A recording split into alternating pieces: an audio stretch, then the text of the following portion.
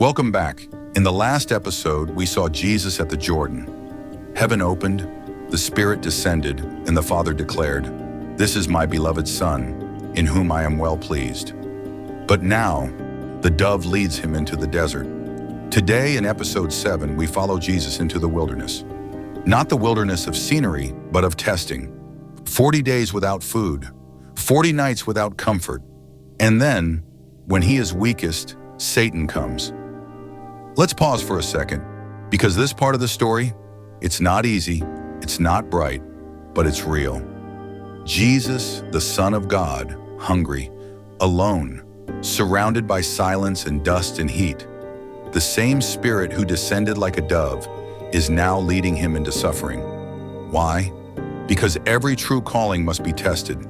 Every identity must be challenged before it becomes a testimony. I often wonder about this testing time. I don't know how anybody can be tested in this manner. For 40 days he eats nothing. The sun rises, the moon passes, time slows, his stomach aches, his lips dry, and his prayers continue to deepen. He is not just enduring hunger, he is choosing obedience. And that's when the enemy comes. Then the voice of Satan comes, laughing, mocking, persuasive, saying, "If you are the Son of God, command these stones to become bread."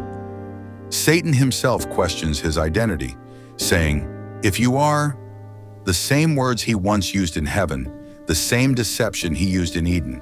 Not just tempting Jesus to satisfy his hunger, but to doubt who he is. But Jesus, though physically weak, is spiritually resolute. Then out of a soft, meek voice, Jesus softly says, "It is written, man shall not live by bread alone, but by every word that proceeds from the mouth of God." Moments go by, and then Satan tries again, twisting scripture, offering the temple pinnacle as a stage. This time his voice is taunting.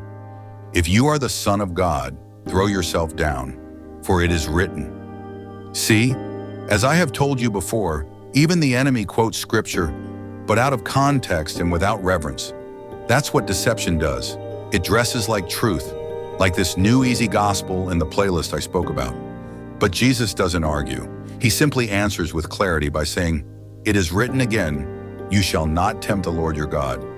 Now finally the enemy reveals what he truly wants, to be worshipped. He shows Jesus all the kingdoms of the world, their glory, their gold, their power. The voice of Satan is sweet, full of melody, low but seductive in nature, tempting with hidden malice. "All these I will give you if you fall down and worship me."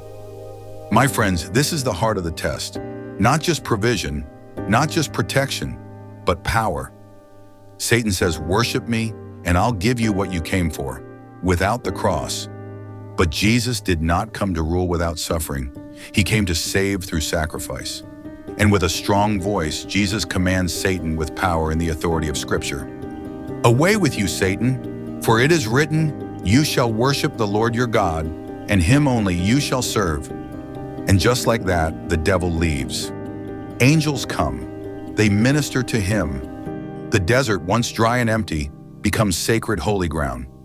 You see, Jesus didn't win this battle for himself. He won it for us.